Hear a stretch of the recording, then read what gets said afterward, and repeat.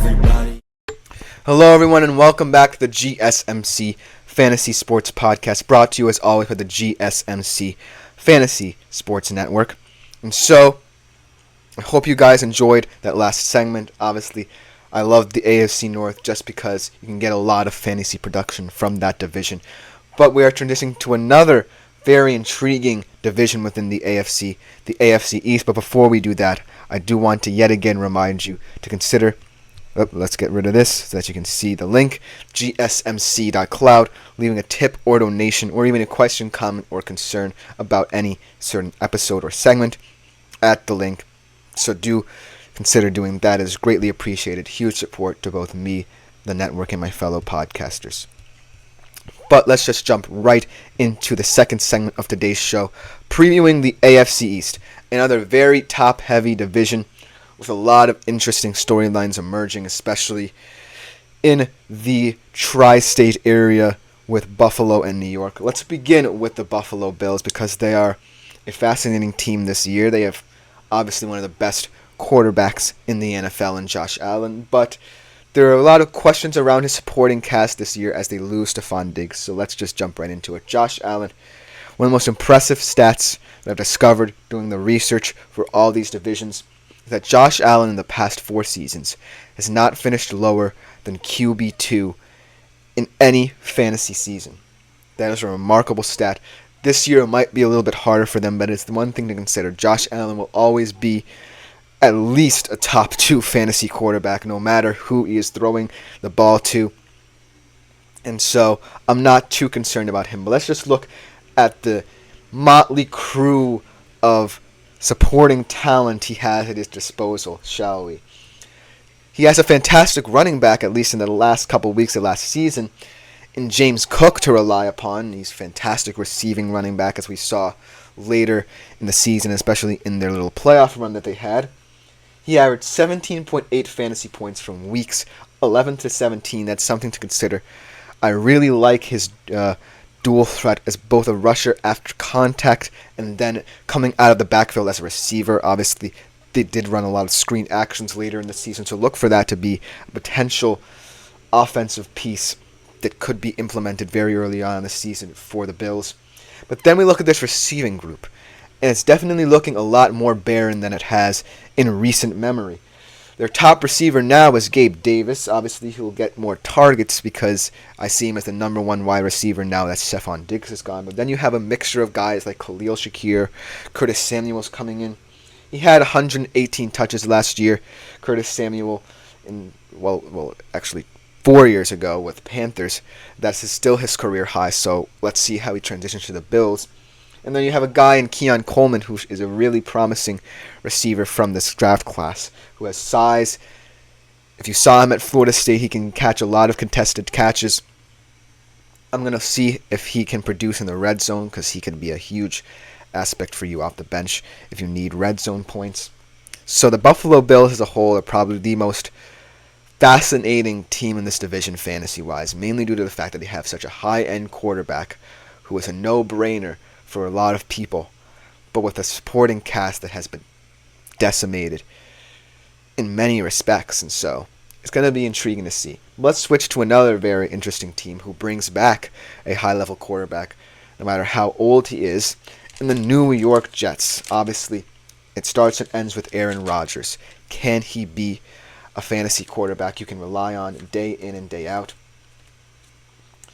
And I just think that he's going to maintain his level of production. The last time we saw him in a full season, like I said countless times, he had over 3,500 yards. The man is still an elite player. And I'm not worried about him. I'm more worried about his offensive line, whether they can keep him healthy for longer than 4 snaps.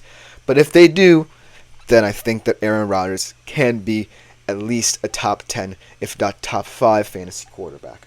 Let's talk about his offensive weapons. Breece Hall is a fascinating fantasy running back, top 10 fantasy running back 8 if you were going by a points per game basis last year.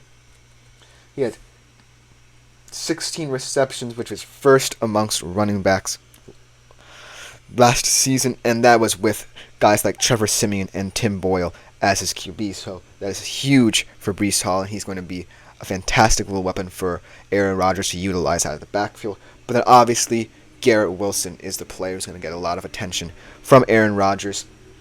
1,000 yards in back-to-back seasons without Aaron Rodgers, which is even more impressive considering the putrid quarterback play that the New York Jets have gotten over the past 2 campaigns. But ultimately, I think that three-headed monster is going to put up huge fantasy numbers. The question still remains if Aaron Rodgers is willing to do it, if he's fully committed to rehabbing himself, getting his body back to that condition that we all know he is, one of the healthiest quarterbacks. That's the reason for his longevity in this league.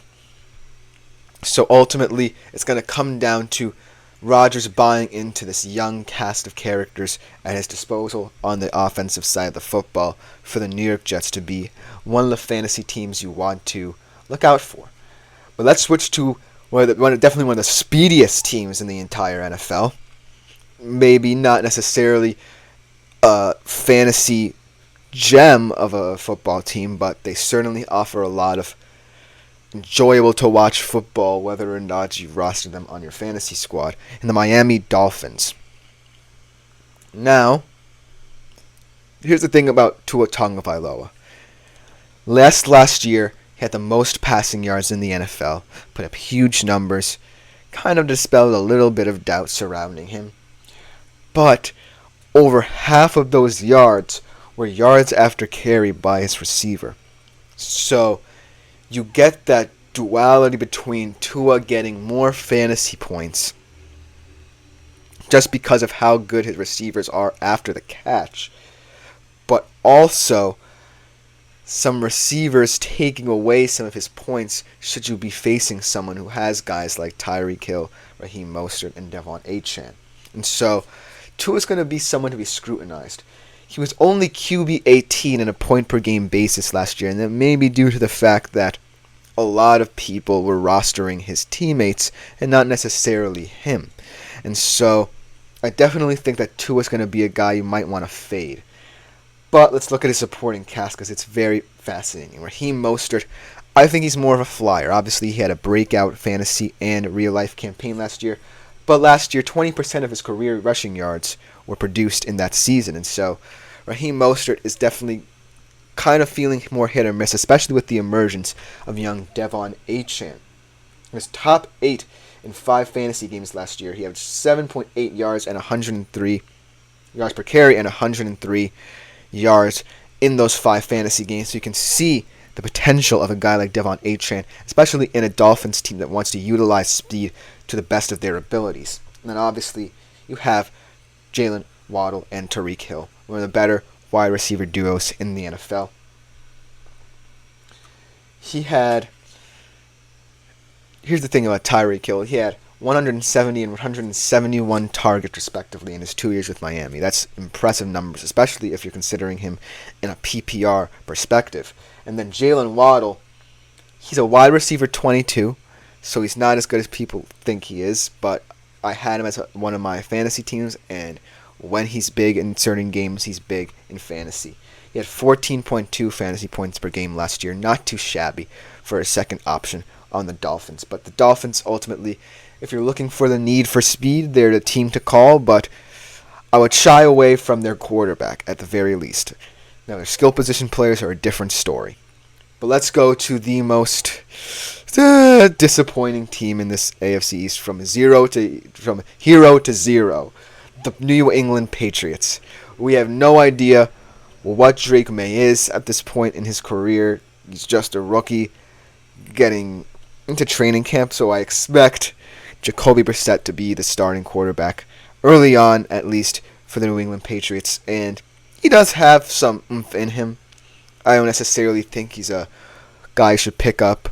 He could be a streaming option should you have trouble finding quarterbacks, but it is what it is here.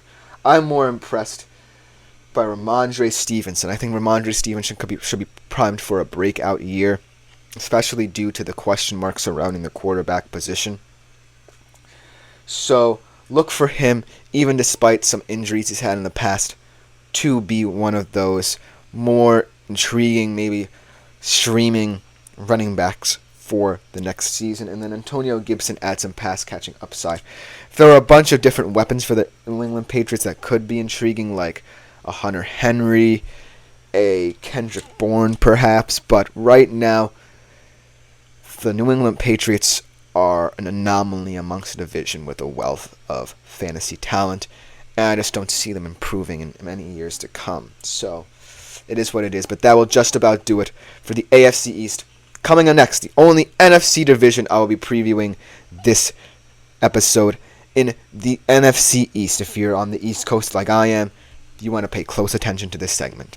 We will be right back with it.